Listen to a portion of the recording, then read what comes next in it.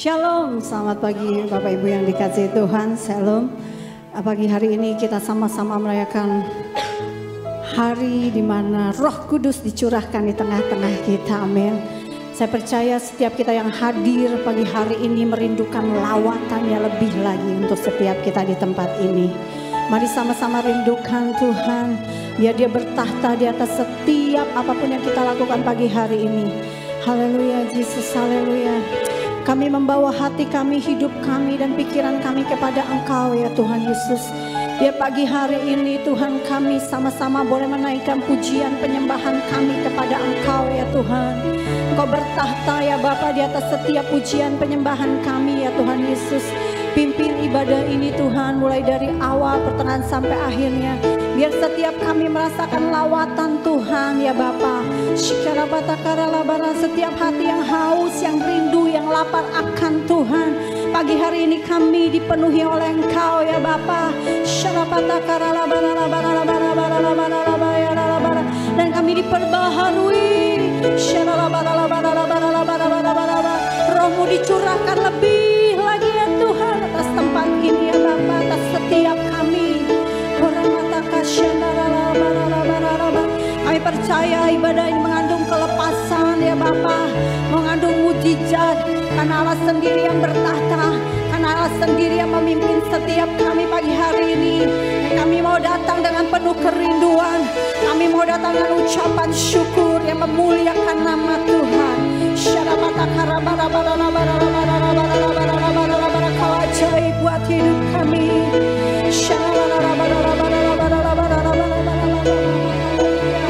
Pimpin kami ya Tuhan, pimpin ibadah ini ya Bapa.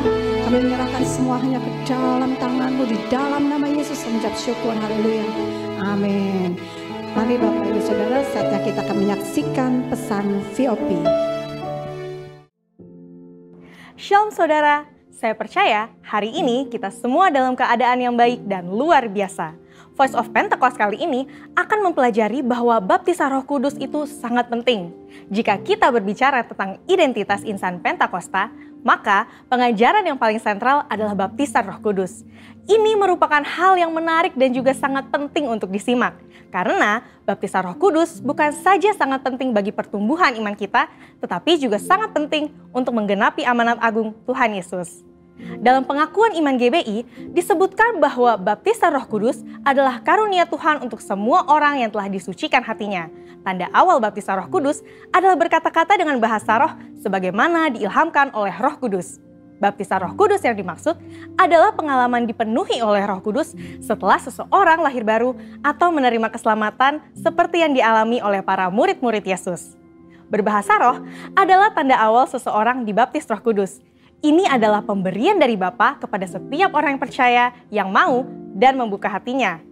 Kenapa penting untuk orang percaya mengalami baptisan Roh Kudus? Karena ada dua manfaat utama yang dapat dirasakan, yaitu yang pertama, kita akan hidup semakin intim dengan Bapa dan menjadi kuat di dalam Dia. Bahasa roh adalah pemberian dari Bapa agar kita bisa lebih intim di dalam persekutuan dengannya. Di dalam Roma 8 ayat 26, Paulus berkata bahwa roh membantu di dalam kelemahan kita berdoa. Ketika kita berdoa dengan akal budi, mungkin ada hal-hal yang tidak terucap atau keluhan-keluhan yang tidak tersampaikan. Nah, berbahasa roh mengeluarkan keluhan-keluhan terdalam kepada Bapa secara langsung. Bukankah ini sebuah persekutuan yang indah? Berbahasa roh juga penting di dalam membangun kekuatan rohani kita. Di dalam 1 Korintus 14 ayat 4 dikatakan, siapa yang berkata-kata dengan bahasa roh, ia membangun dirinya sendiri. Berbahasa roh itu seperti membangun kekuatan rohani dari dalam, membangun iman kita.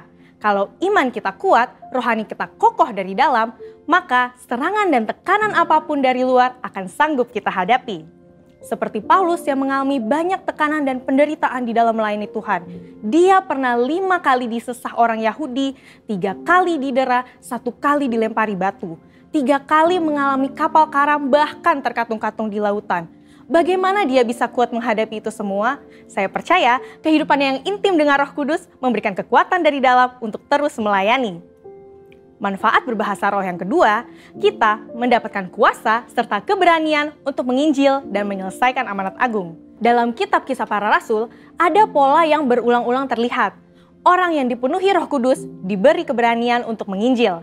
Dalam Kisah Para Rasul 4 ayat 8 tertulis, Petrus dalam kepenuhan Roh Kudus bersaksi dengan berani mengenai Yesus. Apa respon orang Saduki? Ayat 13 mencatat, sidang itu melihat keberanian Petrus dan Yohanes. Sesudah insiden di sidang itu, para murid berkumpul untuk berdoa. Dan Kisah Para Rasul 4 ayat 31 mencatat, mereka semua penuh dengan Roh Kudus, lalu mereka memberitakan firman Allah dengan berani. Wow, para murid yang dipenuhi Roh Kudus bukan saja diberi kuasa untuk melakukan tanda dan mujizat, tetapi diberi keberanian untuk memberitakan firman Allah. Keberanian dari Roh Kuduslah yang kita perlukan untuk menyelesaikan amanat agung di era Pentakosta ketiga ini. Roh Kudus punya kuasa yang besar dalam hidup kita. Yesus sendiri memberi peringatan keras kepada mereka yang menghujat Roh Kudus di Matius 12 ayat 32. Kata menghujat di sini memiliki arti sempit dan arti luas. Dalam arti sempit, orang-orang ini digambarkan sebagai mereka yang tidak percaya kepada kuasa Roh Kudus, sehingga di dalam hidupnya kerap merendahkan dengan kata-kata dan perbuatan. Arti luas dari menghujat adalah saat seseorang menolak karya Roh Kudus dalam hidupnya. Dia mungkin melihat tanda dan mujizat dilakukan, pemberitaan Injil diberikan, tetapi hatinya terus-menerus menolak suara Roh Kudus yang lembut. Sampai pada akhir hidupnya, dia menolak keselamatan dan tidak dapat diampuni lagi. Jangan sampai kita mendukakan Roh Kudus, apalagi menghujatnya. Mungkin ada saudara yang bertanya, bagaimana caranya agar saya bisa dibaptis Roh Kudus dan mendapatkan karunia berbahasa roh? Caranya adalah dengan meminta kepada Bapa yang baik. Yesus berkata, jika kamu yang jahat tahu memberi pemberian yang baik kepada anak-anakmu, apalagi Bapamu yang di sorga, Ia akan memberikan Roh Kudus kepada mereka yang meminta kepadanya. Sembari menantikan baptisan Roh Kudus, jangan pasif, tetapi teruslah berdoa, memuji, dan menyembah Tuhan dengan akal budi kita. Bapa pasti akan memberikan karunia Roh Kudus-Nya pada waktunya. Jadi, setelah mempelajari semua ini, pertanyaannya bukan haruskah kita dibaptis Roh Kudus, tetapi maukah kita dibaptis Roh Kudus? Mari terus bangun roh kita, buka hati kita sehingga kita dipenuhi Roh Kudus. Roh Kudus akan menguatkan kita dan memberi kita keberanian untuk menyelesaikan amanat agung di era Pentakosta ketiga. Saudara, untuk penjelasan lebih lengkapnya dari tim teologi kami, jangan lupa buka link yang ada di atas atau scan QR Code yang tersedia. Tuhan Yesus memberkati. Haleluya, mari saya undang Bapak Ibu kita semua untuk bangkit berdiri. Shalom, mari kita sama-sama mendeklarasikan Pentakosta ketiga. Apa yang dimaksud dengan Pentakosta ketiga? 1. Pentakosta ketiga adalah pencurahan Roh Kudus yang dahsyat di zaman ini, melebihi yang terjadi di Asia Pasifik. 2. Pentakosta ketiga akan mengakibatkan penyucian jiwa yang besar dan yang terakhir sebelum Tuhan Yesus datang kembali. 3. Pentakosta ketiga akan membangkitkan generasi Yeremia, yaitu anak-anak muda yang dipenuhi Roh Kudus, cinta mati-matian kepada Tuhan Yesus, tidak kompromi terhadap dosa dan bergerak memenangkan jiwa. 4. Pentakosta ketiga akan di Indonesia dan bergerak bangsa-bangsa. Gerakan ini dari timur ke barat dan akan kembali ke Yerusalem. 5. Pentakosta ketiga akan memberikan kuasa untuk menyelesaikan amanat agung dan setelah itu Tuhan Yesus Kristus datang kembali. Amin, haleluya. Mari beri kemuliaan buat Allah kita yang dahsyat. Hari ini kita merayakan di mana Roh Kudus yang dicurahkan. Seberapa banyak saudara yang rindu rohnya dicurahkan lebih lagi atas setiap kita. Amin, haleluya. Beri kemuliaan bagi Dia sekali lagi. Amin. Mari datang dan bertahta di tempat ini ya Tuhan. Haleluya. Kami sungguh-sungguh rindukan lawatan Tuhan.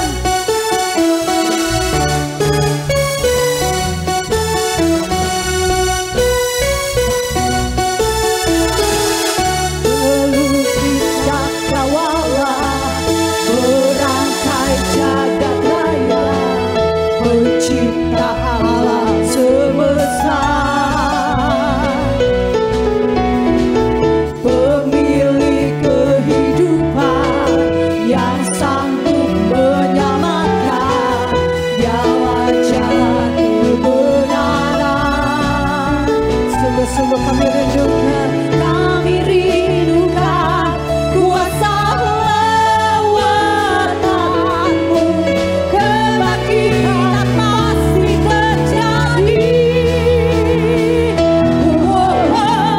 Datanglah dan bertahta, kuat dan berkuasa saat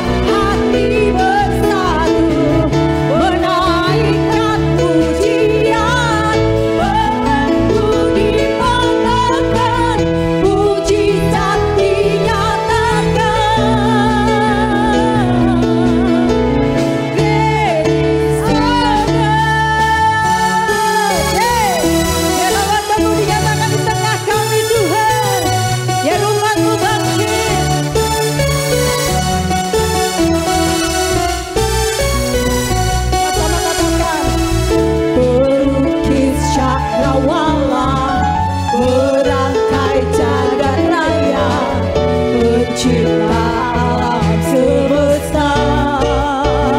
Hanya Kau satu-satunya pemilik kehidupan yang sanggup menyelamatkan. Dialah jalan kebenaran. Sungguh kami rindukan kuasa lawan-Mu. Kebangkitan pasti terjadi.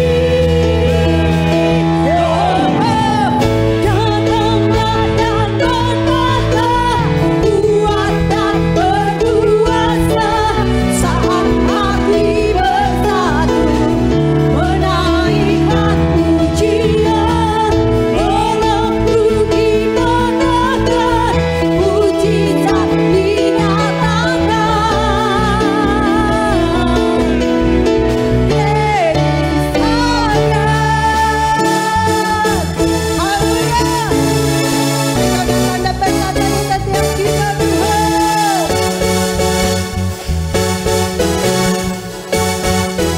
sama-sama katakan, kami rindukan kuasa lawatan-Mu. Kebangkitan pasti terjadi. Kami rindukan kuasa lawatan. Ini kerinduan kami umat. Kebangkitan pasti terjadi. Datanglah dan berkatlah, kuat dan berkuasa. Saat hati bersatu menaikkan pujian, belenggu dibenarkan, mujizat dinyatakan.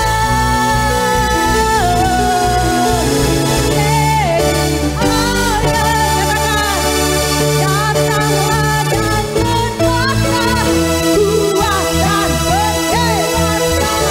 Saat hati bersatu menaikkan pujian Tuhan, belenggu dibenarkan, mujizat dinyatakan.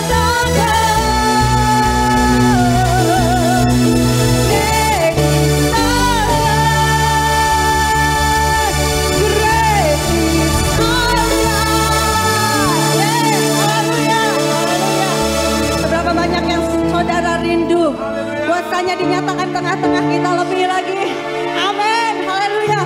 Roh Kudus Allah bakar hati dan hidup kami Tuhan. Biar api-Mu terus menjadi satu kekuatan dalam hidup kami Tuhan. Roh Allah bakar hati dan hidupku, bakarku jadi korban persembahan. Jamah bibir hati dan pikiran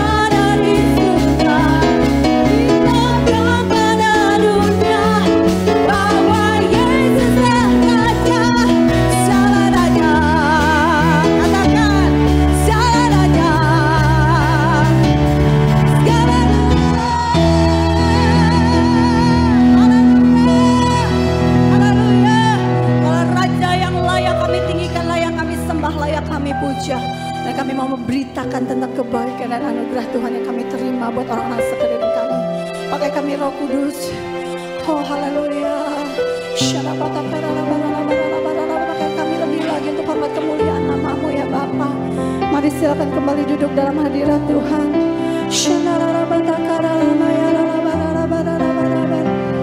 Oh, Kau hadir di sini Tuhan. Roh Kudus hadir di sini. Dia menawan dan suci.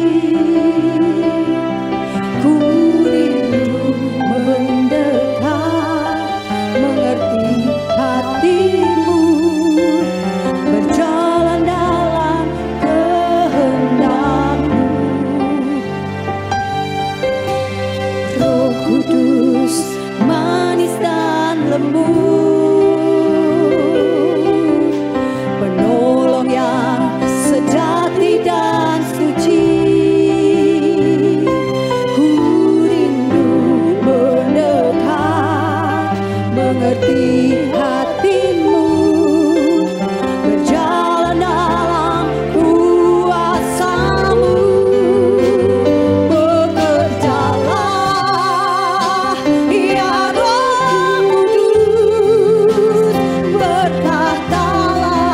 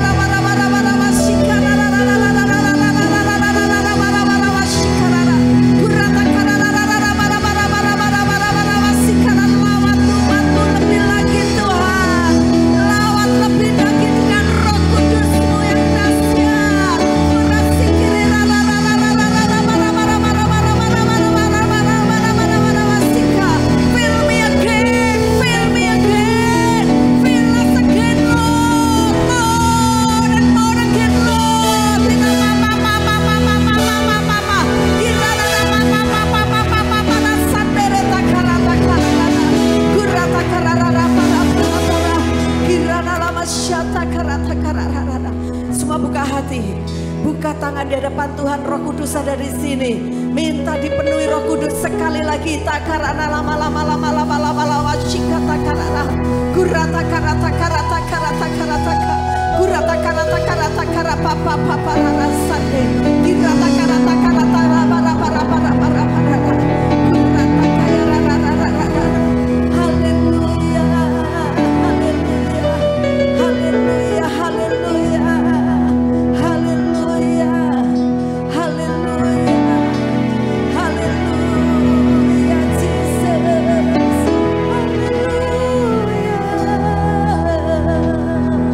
Haleluya.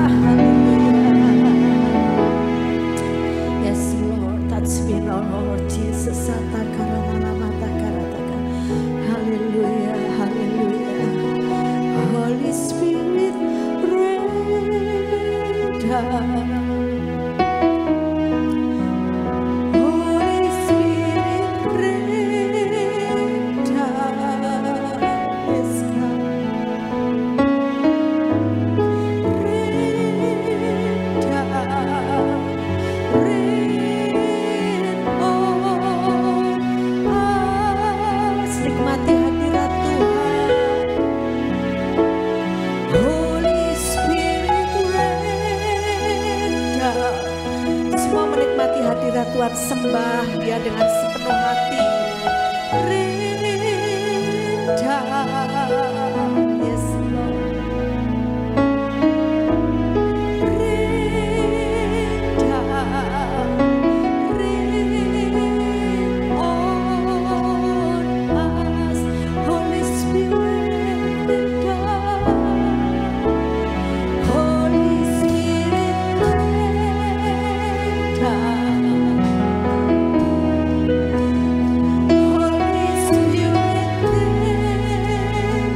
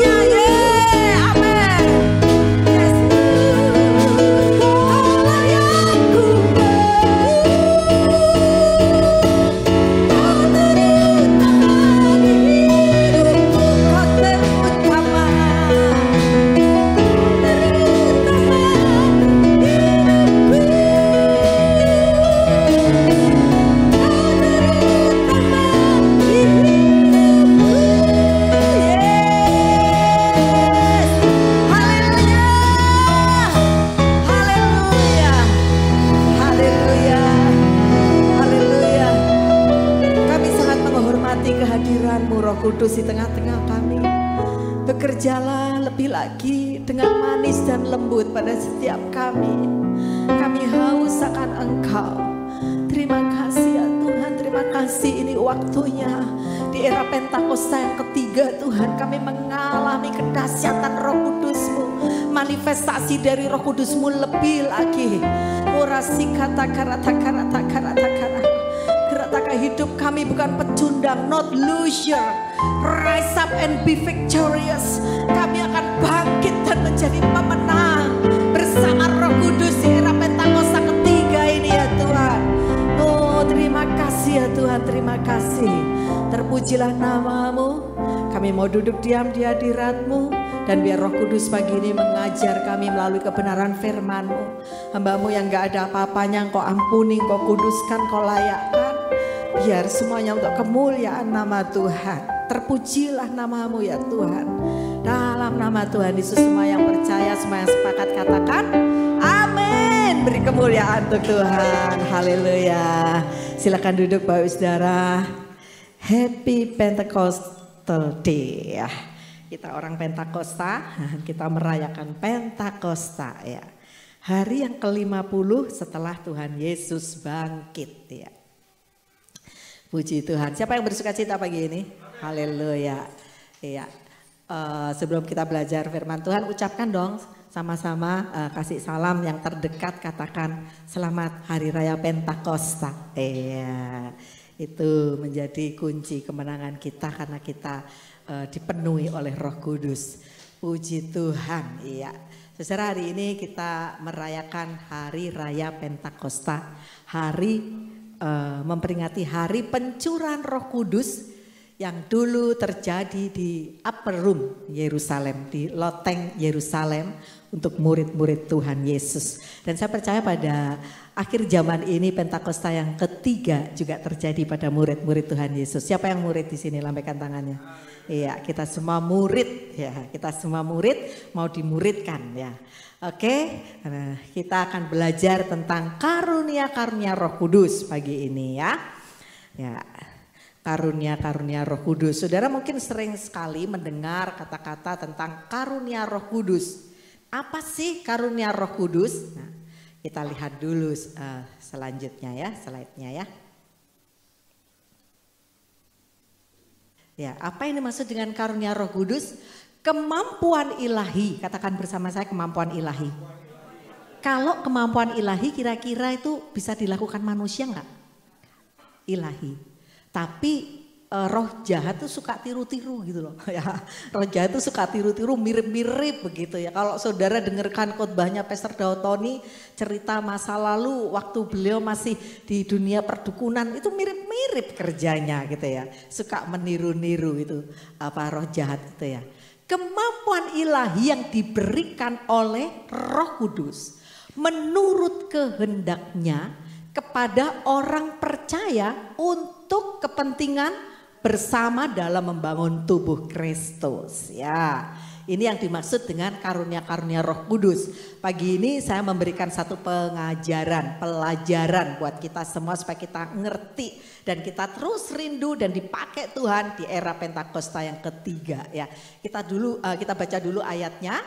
Kita baca sama-sama 1 Korintus 12 ayat 7 sampai 11. Yuk sama-sama. Tetapi kepada tiap-tiap orang dikaruniakan penyataan roh untuk kepentingan bersama. Sebab kepada yang seorang roh memberikan karunia untuk berkata-kata dengan hikmat. Dan kepada yang lain roh yang sama memberikan karunia berkata-kata dengan pengetahuan.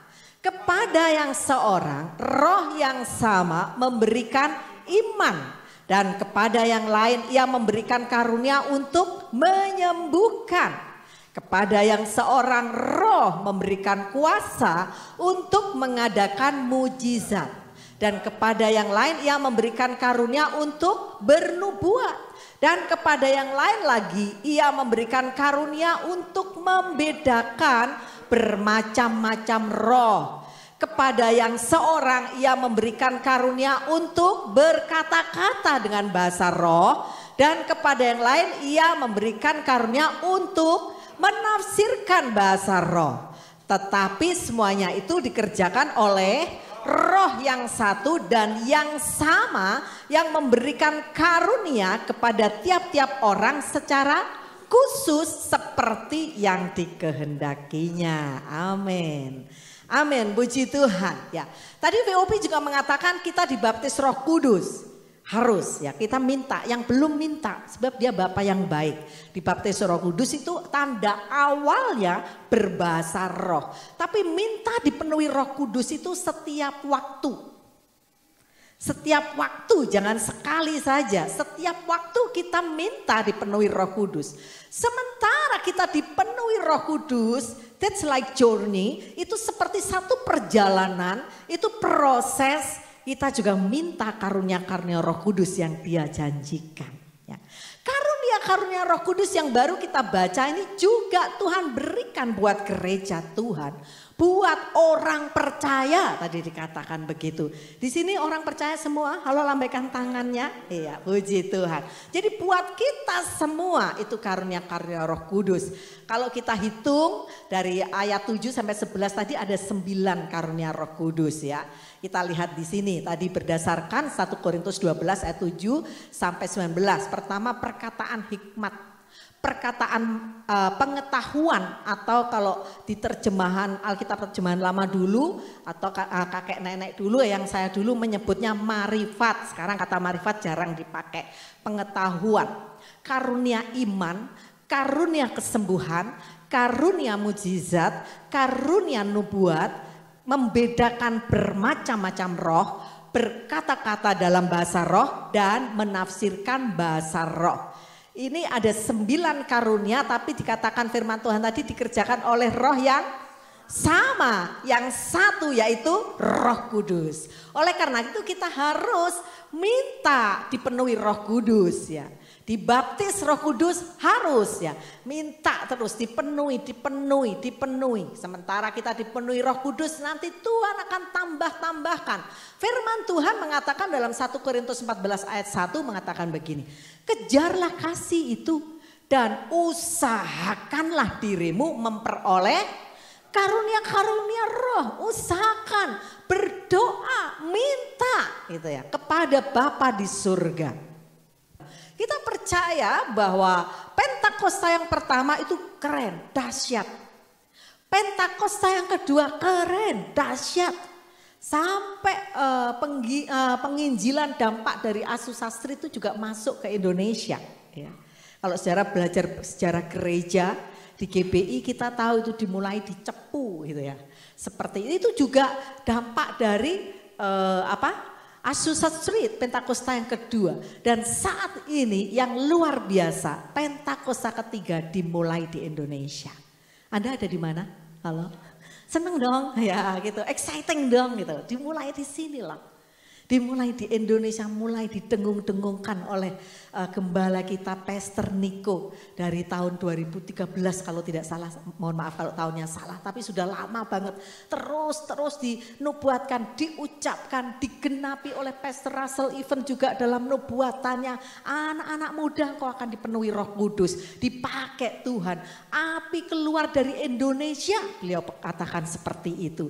Dan teman-teman semua kita bersyukur untuk hal itu. Ya, ayo kita responi dengan benar. Kita rindu Pentakosta ketiga ini sedang terjadi, sudah terjadi dan jangan jadi penonton, libatkan dirimu. Kita tangkap dan kita rindukan, mengobarkan karunia-karunia roh yang tadi. Kemampuan ilahi, bukan kemampuan kita, bukan kemampuan manusia.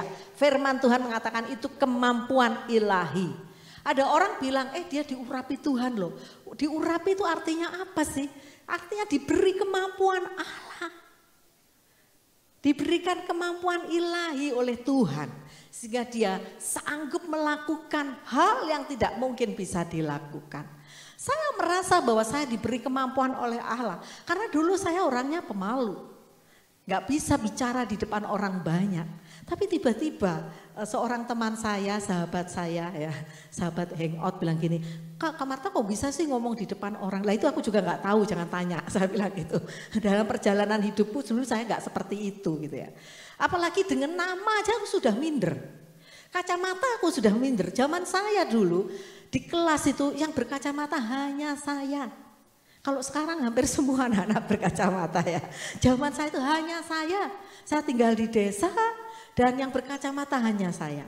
Kalau guru saya waktu saya SD kelas 6 bilang itu kamu yang kacamata, aduh itu udah gitu ya di hati itu.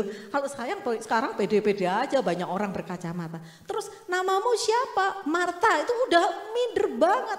Sampai di rumah saya umumkan saya nggak mau dipanggil Marta, panggillah saya dengan nama yang lain. Karena kebanyakan setiap hamba Tuhan kenalan dengan saya waktu saya masih anak-anak sampai saya remaja. Marta, yang suka sibuk gitu ya gitu. Hati saya nggak suka dengan nama Marta, nggak suka gitu ya. Dan itu kenapa saya dikasih nama Marta. Ayah saya itu not too much, nggak terlalu banyak omong. Tapi saya tahu beliau diurapi Tuhan.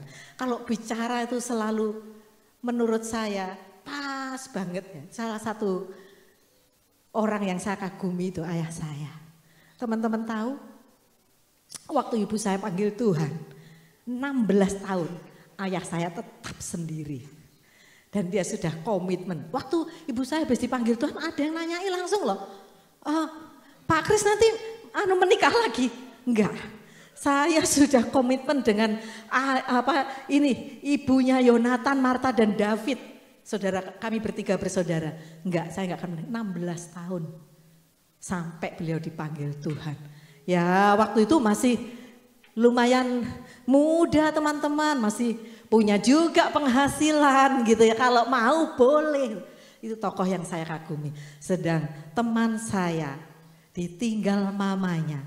Baru 2 bulan. Kak, papaku kak. Kesono kemari ngunjungi teman-temannya dan bilang minta dilamarkan. Ada yang seperti itu jujur. Saya rekodnya ayah saya nggak pernah ada seperti itu. Boleh tanya ke kakak saya, boleh tanya ke menantunya Pak Haryo. Luar biasa. Itu kata-katanya tuh selalu berhikmat. Dan dia bilang gini, kami memberi nama kamu Marta. Itu sudah berdoa. Dan pasti ada tujuannya. Satu saat kamu akan mengerti. Sampai satu kali waktu saya remaja, sudah SMA, baru saya bisa menerima nama Marta. Waktu SMA saya ibadah di Betani Manyar, GBI Betani Manyar. Waktu itu masih GBI ya, di Surabaya Manyar Sindaru, gereja yang sangat besar di zaman itu. Dan yang berkhotbah menyampaikan firman Tuhan, saya sebutkan namanya nggak apa-apa karena sangat memberkati saya. Pak Yusak Hadi Siswantoro, menantu dari Pastor Alex Abraham.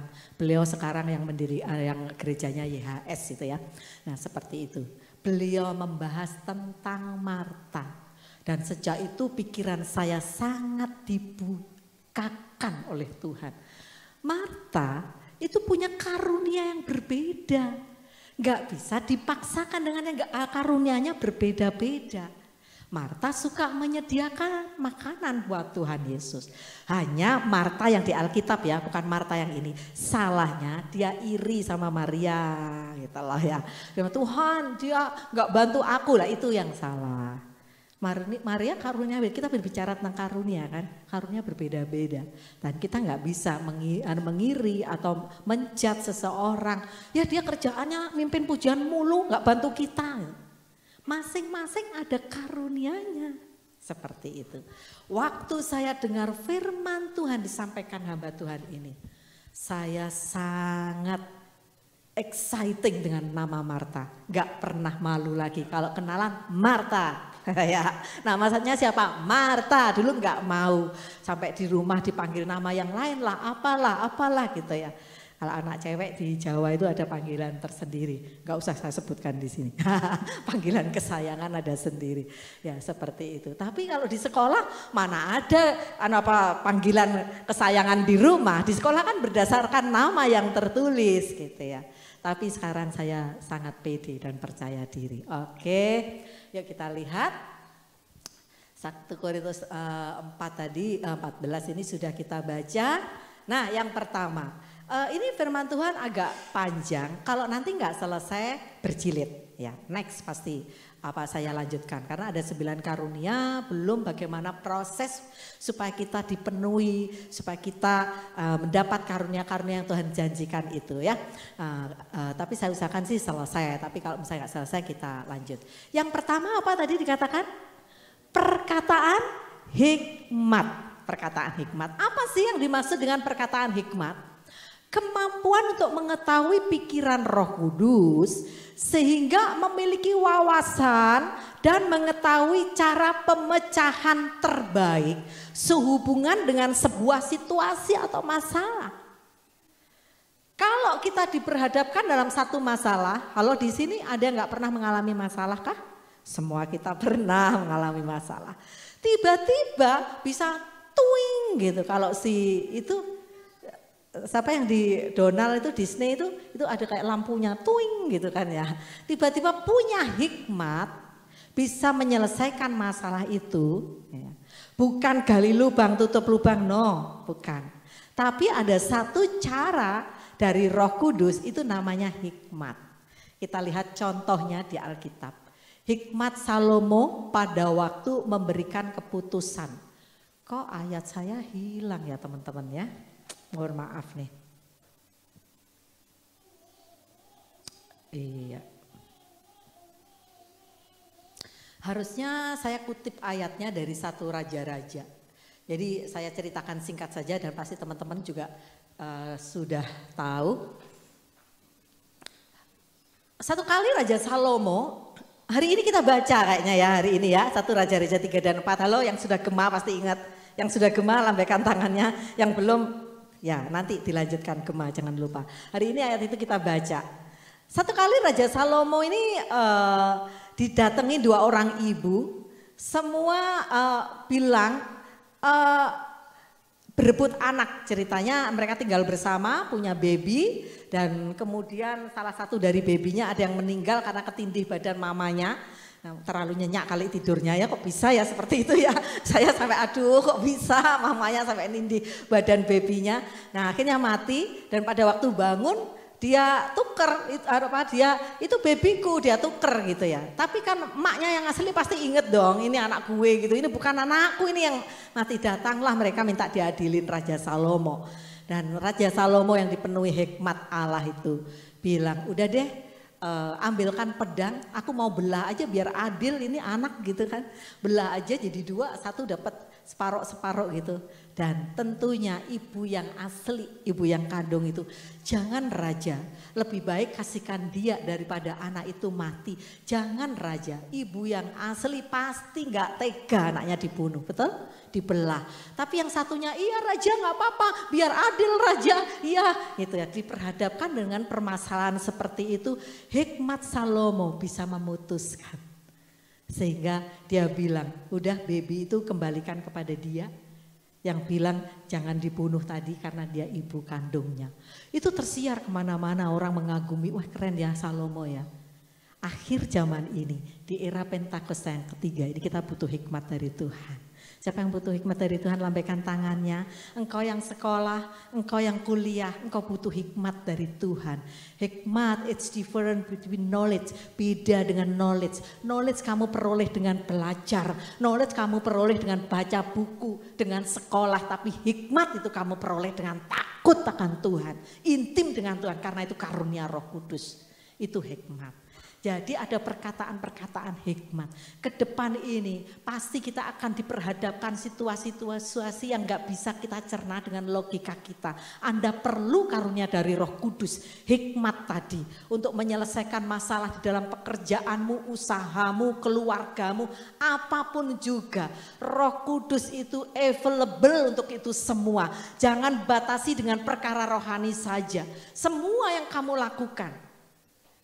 Kita butuh hikmat dari Roh Kudus. Amin. Yang kedua tadi perkataan pengetahuan atau marifatnya. Yaitu kemampuan untuk menyerap pengetahuan Allah.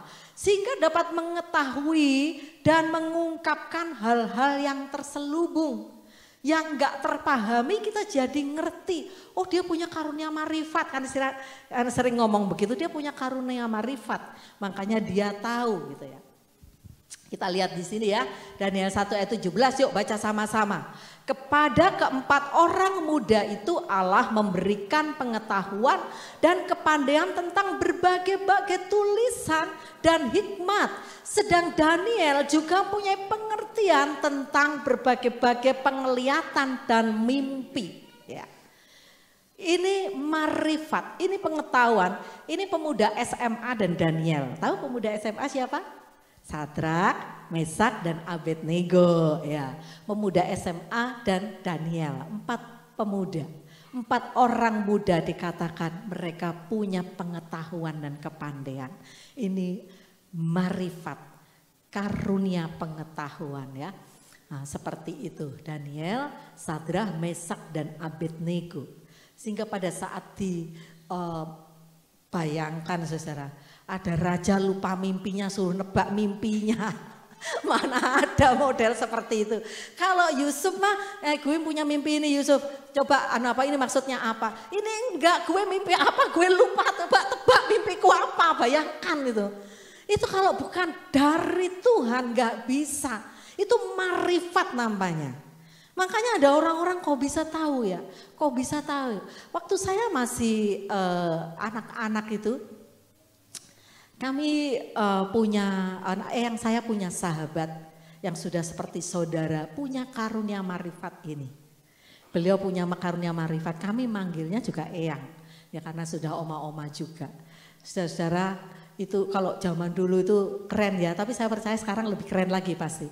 Itu kalau beliau datang dengan kereta kudanya, delman begitu, naiknya delman ya, karena rumahnya di desa gitu datang ke kami. Kalau beliau datang itu saya tahu yang saya sudah tanya, ada kabar apa dari Tuhan dengan bahasa Jawa. Pertanyaan pertama itu seperti itu. Dan beliau datang, nanti malam kita doa ya, Tuhan mau menyampaikan sesuatu. Itu sering banget seperti itu. Bisa surreal gitu Tuhan itu ya. Bisa real banget begitu. Nah, kami banyak pengalaman dengan hal itu. Teman-teman semua, karunia marifat, karunia pengetahuan ini gak berubah. Sampai sekarang Tuhan juga mau berikan buat kita. Oleh karena itu kita bisa mendengar beberapa tahun yang lalu, waktu pandemi belum terjadi ya saudara ya. Waktu pandemi belum terjadi, pandemi terjadi itu 2020 ya. Tapi COVID sudah 2019 Desember sudah di China ya. Oleh karena itu disebut COVID-19. Beberapa bulan tahun 2019 sebelum COVID di China itu sudah ada seorang hamba Tuhan yang bilang gini, ke depan ini banyak virus. Jadi jaga imun, jangan lupa minum madu. Ini sungguhan hamba Tuhan itu mengatakan begitu. Saya juga termasuk yang mendengar apa beliau menyampaikan itu. Saya simpan dalam hati dan saya doakan. Awal tahun 2020, Pastor Niko juga punya karunia marifat yang luar biasa. Kita masuk di tahun dimensi yang baru. Waktu itu kita berpikir dimensi yang baru, berkat yang baru, mujizat yang baru, betul? Bulan ketiga tiba-tiba kita ibadah nggak bisa, sekolah nggak bisa, bekerja nggak bisa. Benar-benar masuk di dimensi yang baru. Hamba-hamba Tuhan ini diberi karunia marifat oleh Tuhan. Termasuk Pastor Niko. Oleh karena itu teman-teman, uji. Kalau seorang hamba Tuhan menyampaikan sesuatu, doakan, uji. Jangan langsung dia jangan langsung begitu. Tentunya hamba Tuhan yang jelas ya. Apalagi kalau pemimpin-pemimpin rohani di gereja kita. Saya waktu Pastor Niko katakan rise up and be victorious. Saya sudah tangkap dalam hati saya dan saya sampaikan sesuatu ke Pak Aryo yang enggak usah saya sampaikan di sini. Karena saya juga dapat dari Roh Kudus gitu ya. Yang penting kita minta dipenuhi Roh Kudus. Jadi kita rise up and be victorious. Ya seperti itu. Itu dari Tuhan. Ya, itu karunia marifat. Yuk kita lihat yang ketiga, karunia iman. Ya, ini semua tadi dituliskan loh ya di 1 Korintus 12 ya yang sudah kita baca tadi. Kemampuan untuk mengerti kehendak Tuhan pada suatu saat dan dengan kepercayaan luar biasa memperkatakannya sehingga menjadi kenyataan, itu iman. Iman itu belum terjadi, tapi percaya. Kalau kita pakai bahasa sederhana, kalau ada seorang ibu hamil, anaknya belum lahir, betul? Masih hamil. Tapi waktu hamil ke-6, ke-7, Kak Nita mulai siap-siap, betul? Mas Bowo belum lihat Didik Mikela, tapi mulai beli box baby. Apalagi sekarang sudah tahu di USG cewek disiapkan warna-warna yang cocok buat cewek gitu ya. Baju-bajunya saya pun juga dulu begitu, siapkan semua. Baju-baju sudah kita cicil, beli semua. Karena kita punya iman, one day dia akan lahir. Iman itu seperti itu, belum terjadi tapi kita percaya akan terjadi. Dan kita memperkatakannya. Kita memperkatakan, kalau ditanyai Kak Nita lahiran kapan? Oktober, lah begitu, itu iman. Dia enggak ngomong, aduh kapan ya enggak gitu, enggak tahu lahir apa enggak, itu enggak punya iman namanya. Ya lahir apa kagak ya, gue enggak tahu, enggak ada seperti itu. Ayo kita belajar dari ibu hamil tadi yang jelas. Ya, apalagi yang pernah hamil seperti saya, ibu-ibu di sini. Nah, kita akan memperkatakannya, nanti dia Oktober akan lahir dengan sukacita. Iman itu seperti itu, padahal belum lahir dan sekarang tumbuh jadi gadis kecil yang cantik gitu ya. Yang cantik. Ya kita lihat 2 Raja-Raja 2, 19 ayat 22. Berkatalah penduduk kota itu kepada Elisa, cobalah lihat letaknya kota ini baik seperti tuanku lihat, tapi airnya enggak baik. Di negeri ini sering ada keguguran bayi, ya mau baby mau bayi. Jawabnya, ambillah sebuah pinggan baru bagiku dan taruhlah garam ke dalamnya. Maka mereka membawa pinggan itu kepadanya. Kemudian pergilah ia ke mata air mereka dan melemparkan garam itu ke dalamnya serta berkata, beginilah firman Tuhan, telah kusehatkan air ini, maka tidak akan terjadi lagi olehnya kematian atau keguguran bayi. Demikianlah air itu menjadi sehat sampai hari ini sesuai dengan firman yang telah disampaikan Elisa. Jadi Elisa mendapat satu laporan dari satu penduduk sekitar Yeriko, mata air di Yeriko itu enggak sehat. Ya, menyebabkan keguguran bayi. Zaman dulu sudah ada mata air enggak sehat ya, seperti itu. Tapi Tuhan taruh di dalam hatinya Elisa dan dikeluarkan perkataan, air ini aku sehatkan dan sehatkan dengan ditaburin garam. Nah, teman-teman, ini kalau dalam bahasa doa itu namanya prophetic prayer act. Satu tindakan kenabian berdasarkan tuntunan Tuhan. Enggak selalu semua air bisa ditaburi garam dan jadi sehat, enggak selalu seperti itu. Itu tuntunan Tuhan gitu ya. Itu tuntunan Tuhan. Nah itu perlu karunia iman dan ketaatan. Enggak selalu seperti itu gitu ya.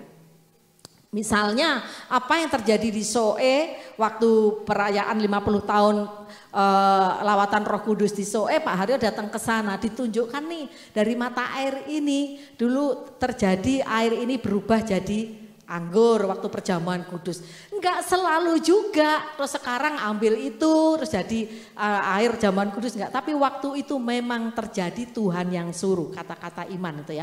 Itu karunia iman. Tuhan suruh mereka tutupin kain putih ya, taruh di satu tempat begitu, tutupin kain putih, mereka berdoa dan tiba-tiba kainnya itu berwarna keungu-unguan. Berarti air tadi sudah jadi anggur untuk perjamuan kudus gitu ya. Sudah jadi anggur. Nah teman-teman semua, kadang-kadang Tuhan bisa seperti itu. Saya punya pengalaman dulu waktu hamil tuh, nggak tahu saya tiba-tiba batukku nggak berhenti sampai saya nggak bisa tidur. Setiap udah jam 1 malam pasti kebangun duduk batuk karena kalau buat tidur nggak bisa. Itu sampai jam 3 pagi terulang terus nggak berani minum obat sembarangan karena kondisi hamil. Dan kemudian dokter kandungannya ngasih satu obat, dia bilang ini dari daun anatim ya Bu Marta, ini bagus, maksudnya nggak ada dampak buat baby, buat janin, minum saja. Ini semacam daun mint dari Jerman gitu.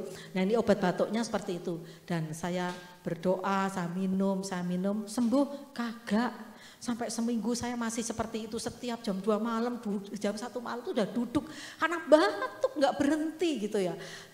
AC dimatiin panas, AC dinyalain batuk, repot kan, pinggang sakit karena kan hamil toh, pinggang sakit, perut besar ya seperti itu. Saya akhirnya duduk di kaki Tuhan, saya harus ngapain Tuhan, apa yang harus saya minum, apa yang harus saya makan, saya mau sembuh Tuhan. Dan saya enggak tahu ya, itu Roh Kudus tuntun saya, Pak Haryo tahu waktu itu. Saya ke dapur, yang saya ambil apa? Kencur saya kupas, saya cuci, bersih, saya makan. Kayak kunyah-kunyah, saya minumin air hangat. Terus kemudian mulai agak gatal-gatal lagi, saya ambil lagi gitu. Ya, saya minumin air hangat. Sembuh malam itu juga, besoknya sudah enggak batuk. Ya, itu tuntunan Roh Kudus, itu semacam tadi. Prophetic prayer act tadi, semacam begitu. Dan sembuh nggak batuk lagi saya sampai, oh Tuhan terima kasih. Kalau kencur kan nggak ada dampaknya buat janin kan Tuhan gitu ya.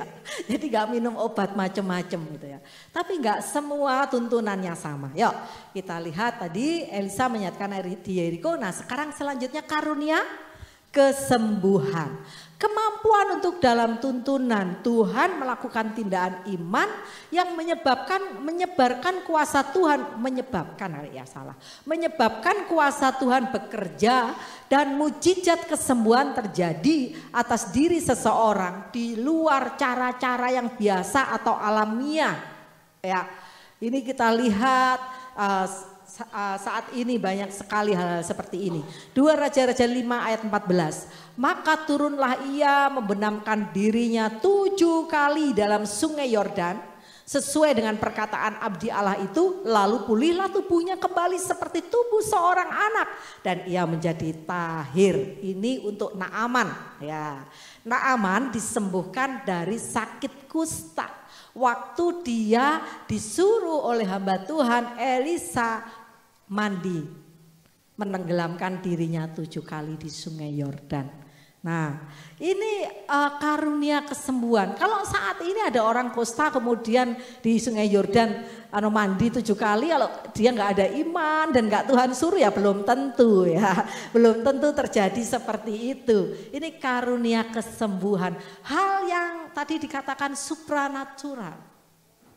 Jadi di luar hal-hal yang ilmiah gitu ya. Kata Pak Haryo kalau nyebur ya malah digigitin ikan gitu ya. Waktu baptis di sana itu orang-orang kadang-kadang orang-orangnya udah dibaptis di sini, saudara, di sana hanya ingin merasakan sensasinya saja gitu loh ya. Dan dituruti oleh hamba Tuhannya. Aku ingin rasakan baptis di Yerusalem gitu ya. Saya bilang enak enggak? Ya di kaki juga digigit ikan kecil-kecil sih kayak gitu ya. Ada gitu-gitunya gitu ya. Nah yang kusta juga belum tentu sembuh, belum tentu sembuh kalau memang Tuhan gak suruh dan memang itu ya. Tapi karunia kesembuhan saat ini kita bisa lihat terjadi banyak. Saudara kalau lihat video-videonya Healing Movement Crusade yang dilayani Pastor Nico, banyak sekali orang disembuhkan.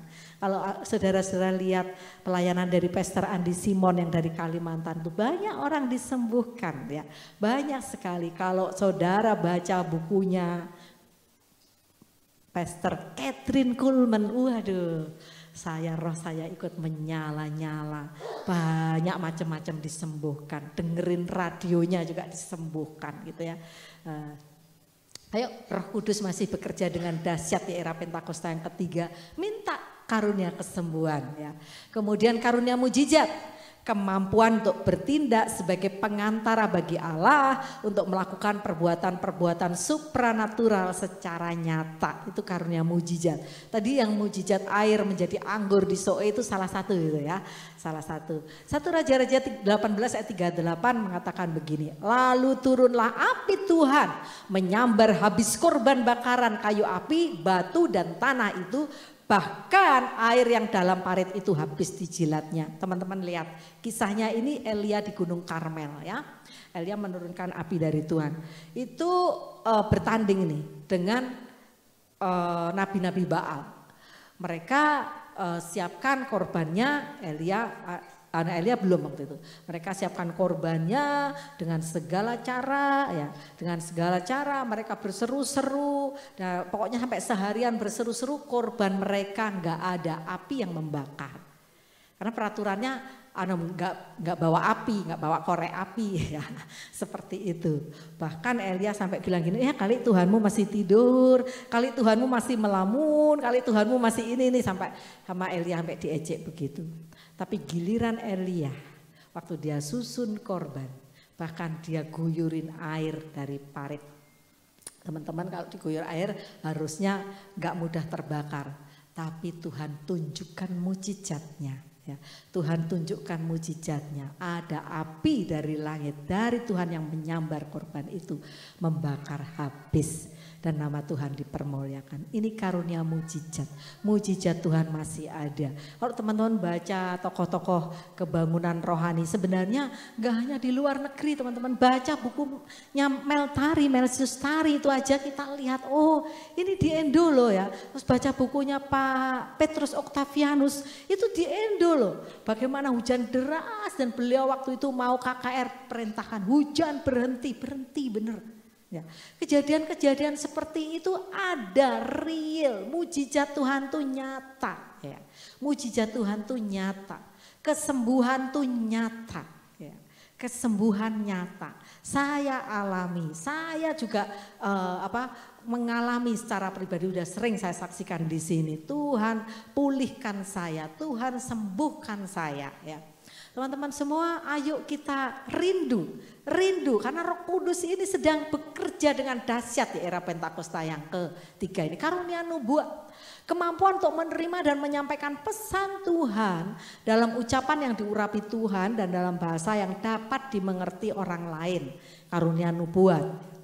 1 Raja-Raja 21 ayat 19, katakanlah kepadanya demikian, beginilah firman Tuhan, engkau telah membunuh serta merampas juga, katakan pula kepadanya, beginilah firman Tuhan, di tempat anjing telah menjilat darah Nabot, di situ jugalah anjing akan menjilat darahmu. Ini ceritanya tentang kematian Ahab. Satu kali Yosafat dan Ahab mereka berkolaborasi mau berperang. Dan kemudian Yosafat bilang, tanya dong siapa pelihat di sini yang bisa memberikan pesan Tuhan, bernubuat gitu ya.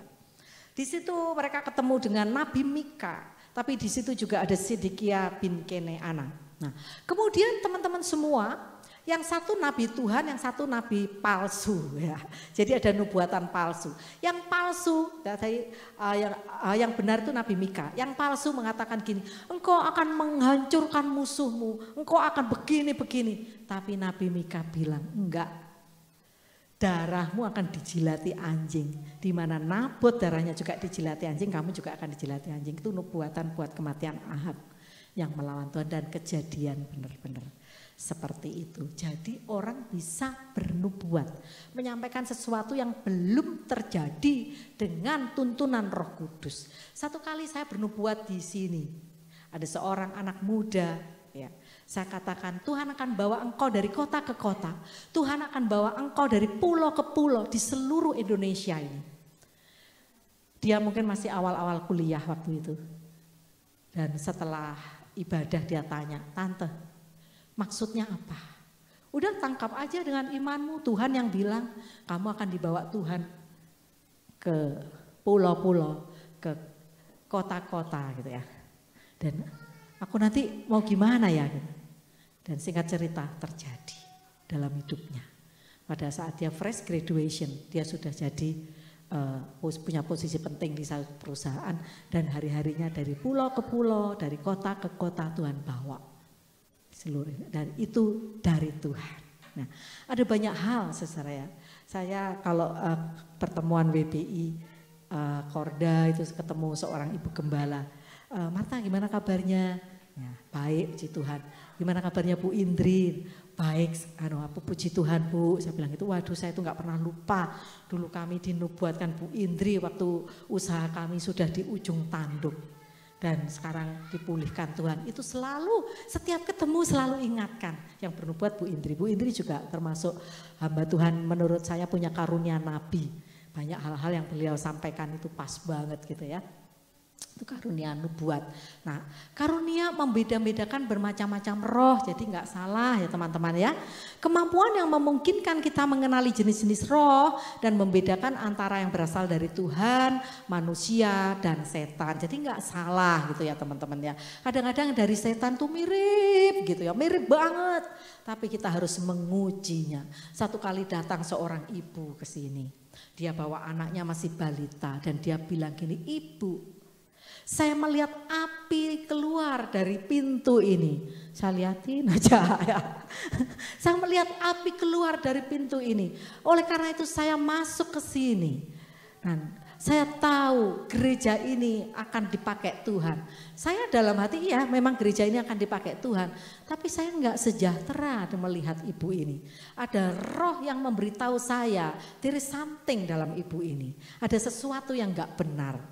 Ya, memang endingnya pernah berkunjung ke rumah Kak Fani dan menyampaikan keluhannya. Akhirnya kesono kemari. Alah ya bener kan? Saya bilang ke Pak Aryo bener. Apalagi kalau minta apa spot dari kami itu udah sering banget ya. Gak tahu Kak Fani ingat nggak usah disebutkan namanya. Ya, waktu itu saya masih di Garut, saya ingat Kak Fani telepon saya, "Ibu datang Kak Marta di rumahku begini. Nah, ya benar, waktu dia bilang, "Saya melihat api keluar dari gereja ini sambil begitu di sini begini." Itu roh saya sudah mengatakan, "That's not Holy Spirit." Gitu ya. Hati saya sudah mengatakan, saya tahu itu, dan apalagi Pak Aryo peka banget ya. Peka banget. Itu karunia dari Tuhan. Sehingga kita bisa membedakan. Nah, benar. Ya, mau berkunjung sono sini. Bayangkan ke Kelapa Gading loh kunjungannya sampai jauh sono. Setelah kita di sana, dia ikutnya balik ke sana. Ya tujuannya mau sesuatu lah yang nggak bener gitu ya, tujuannya mau sesuatu yang aneh. Yuk, karena itu sesungguhnya Tuhan telah menaruh roh dusta ke dalam mulut semua nabimu ini. Sebab Tuhan telah menetapkan untuk menimpakan malapetaka kepadamu. Yosafat ini sebenarnya waktu dia dengar nubuatan dari nabi lain yang nggak benar tadi udah tahu ini bukan dari Tuhan, ini roh dusta gitu lah ya. Cuman agak-agak mengeraskan kepala, tetap perang aja ini, tapi Yosafat diluputkan akhirnya, dia nggak ikut jadi korban waktu itu ya. Nah, Nabi Mika berhadapan dengan nabi palsu. Jadi ada. Sampai hari ini hati-hati teman-teman, itu masih ada. Jangan sampai kita tertipu. Saya waktu masih kecil ingat ada pasangan suami istri datang di gereja kami, di mana kami berbakti, dan gembala kami menyambut dengan baik dan menceritakan tentang pekerjaan Roh Kudus dan sebagainya. Beliau katanya hamba Tuhan dan sebagainya. Nah teman-teman akhirnya diberi kesempatan lah menyampaikan firman Tuhan di salah satu jam ibadah gereja kita itu ya.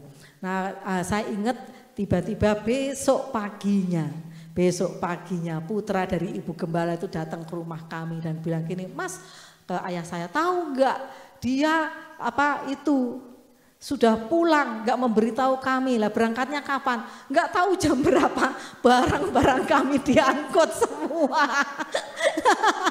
Kayak kita, ya ampun, ya saya ingat ya gembala kami itu oma-oma ya, beberapa barang-barang berharga itu udah diangkutin semua.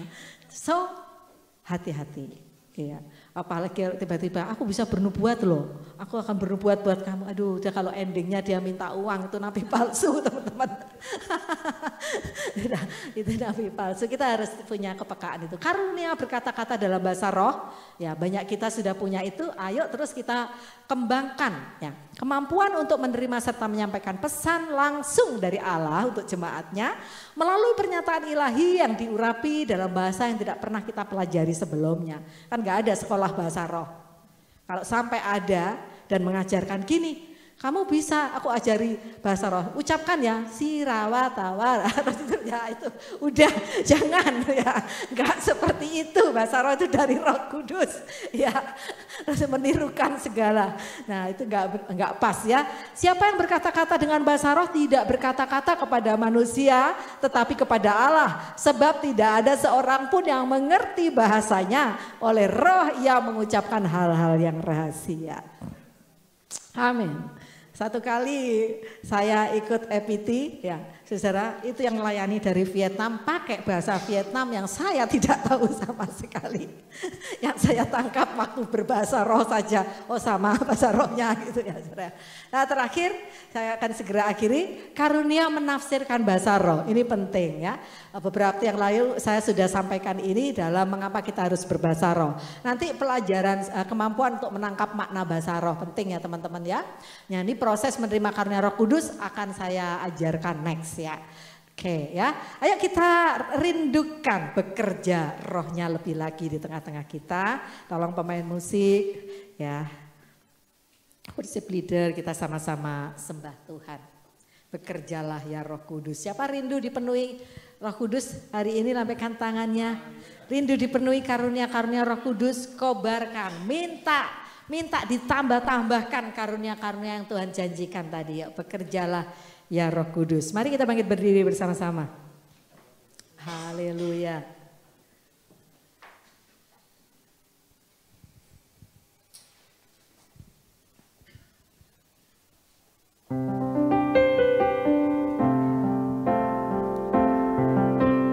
Roh Kudus hadir di sini. Pribadi yang menawan dan suci. Ku rindu mendekat, mengerti hatimu, berjalan dalam kehendakmu.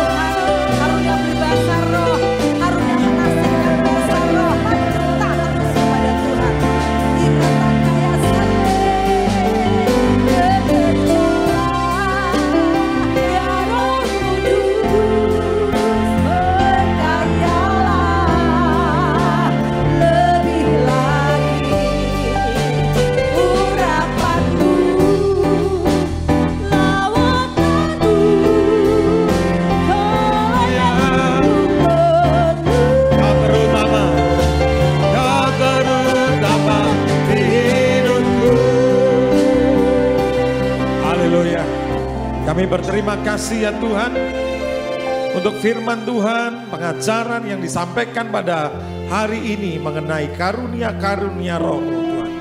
Dan biarlah kami semua dipenuhi dengan karunia-karunia untuk kepentingan bersama, untuk pembangunan tubuh Kristus di tempat ini ya Tuhan. Terima kasih Tuhan, terpujilah akan nama-Mu. Berkati hamba-Mu yang sudah menyampaikan firman-Mu. Berkati kami semua yang sudah hadir mendengarkan firman-Mu. Terpujilah akan nama Tuhan Yesus. Bapa, sebentar juga kami akan memberikan persembahan kami. Tuhan, Kau memberkati persembahan kami. Apapun yang kami persembahkan, baik itu persembahan khusus, persembahan persepuluhan, ucapan syukur, bahkan persembahan untuk pembangunan gereja. Tuhan, Engkau memberkati kami berlimpah-limpah. Di dalam nama Tuhan Yesus kami sudah berdoa. Haleluya, haleluya. Amin. Silakan duduk Bapak Ibu Saudara. Kita akan memberi persembahan. Bapak Ibu Saudara, mulai hari ini ada 3 kotak persembahan Bapak Ibu Saudara ya. Jadi kotak yang tengah itu adalah kotak untuk persembahan renovasi gereja ya, pembangunan ya. Jadi Bapak Ibu Saudara, kalau mau mempersembahkan renovasi gereja, ya yang tengah ini, nanti akan ditulisi saudara ya. Jadi kita sedang berdoa untuk renovasi gereja, atapnya mau diganti dengan baja ringan. Karena kayunya sudah keropos dimakan rayap Bapak Ibu saudara. Itu umurnya gereja, gedung ini atau ruko ini sudah hampir 30 tahun. Jadi ini ruko pertama di Harapan Indah ya, komplek ruko pertama di Harapan Indah. Kalau yang belakang sana dekat pasar itu baru, yang pojok sana baru. Tapi kalau di sini itu ada komplek yang lama. Baik, mari kita memberikan persembahan. Mari kita berikan dengan sukacita dan damai sejahtera. Kita udah berdoa, Bapak Ibu Saudara. Silakan. Silakan sementara persembahan dari Youth akan.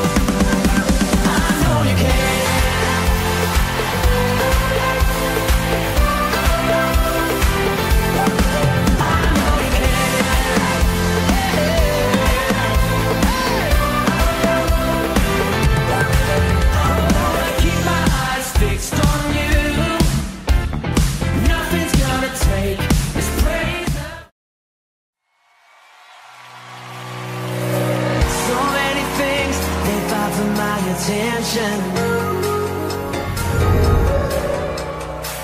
So I shift my gaze in your direction.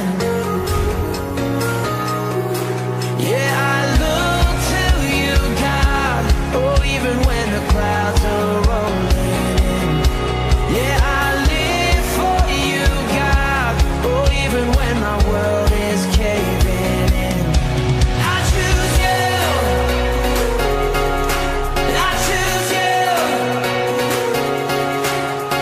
No matter where and over again. I choose. Baik Bapak Ibu Saudara, selamat Hari Pentakosta. Roh Kudus dicurahkan atas kamu. Berikan salam kiri kanan sambil begini. Roh Kudus dicurahkan atas kamu. Haleluya. Haleluya. Dipenuhi dengan karunia-karunia. Amin. Haleluya. Minggu depan kita akan ibadah disertai dengan perjamuan kudus Bapak Ibu Saudara. Dan minggu pertama, lalu Bapak Ibu Saudara, minggu depan juga ada doa pengerja MDPJ tanggal 3 hari Sabtu.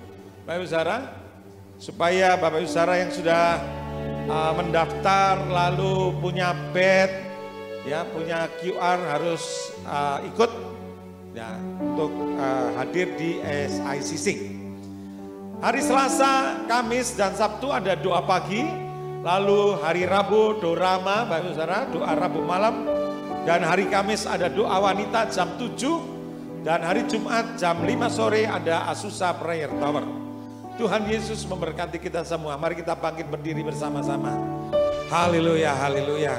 Kiranya Engkau memberkati aku berlimpah-limpah.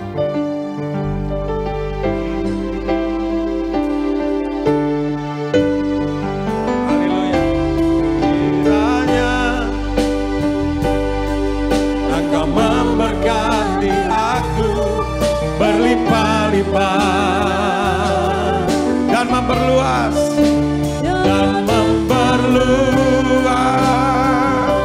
amin, haleluya, daerahku, dan kiranya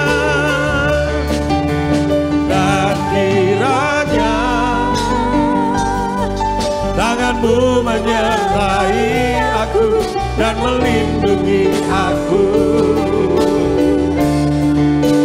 daripada malapetaka.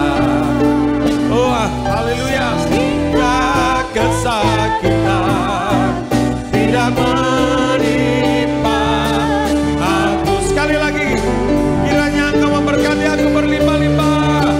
Kiranya, amin. Berkati jemaatmu berlimpah-limpah ya Tuhan, berlimpah-limpah, dan memperluas daerah mereka, memperluas pengaruh mereka ya Tuhan. Kapasitas mereka diperbesar ya Tuhan. Urapan Allah mengalir. Kiranya tangan Tuhan menyertai jemaatmu, menyertai aku dan melindungi aku. Oh amin. Daripada malapetaka sehingga kesakitan tidak menimpa aku. Berikan tepuk tangan bagi Tuhan, haleluya. Mari kedangkan tanganmu, Tuhan memberkati engkau berlimpah-limpah. Tuhan memberkati rotimu, Tuhan memberkati dengan anggur yang terbaik, Tuhan memberkati dengan minyak yang terbaik, Tuhan memberkati engkau dengan gandum yang terbaik. Oh rabasyakara labatakara labarabara. Tuhan memberkati engkau dan melindungi engkau. Tuhan menyinari engkau dengan wajahnya dan memberi engkau kasih karunia. Tuhan menghadapkan wajahnya kepadamu dan memberi engkau damai sejahtera. Turunlah berkat anugerah dari Allah Bapa, kasih sayang dari Tuhan Yesus Kristus, kekuatan urapan, sukacita oleh Roh Kudus menyertai kita semua hari ini sampai Maranatha. Yang percaya diberkati berkata amin. Amin, amin. Selamat hari Minggu, selamat hari Pentakosta. Engkau akan dipakai Tuhan dengan karunia-karunia untuk kemuliaan nama Tuhan. Amin. Berikan salam kiri kanan. Katakan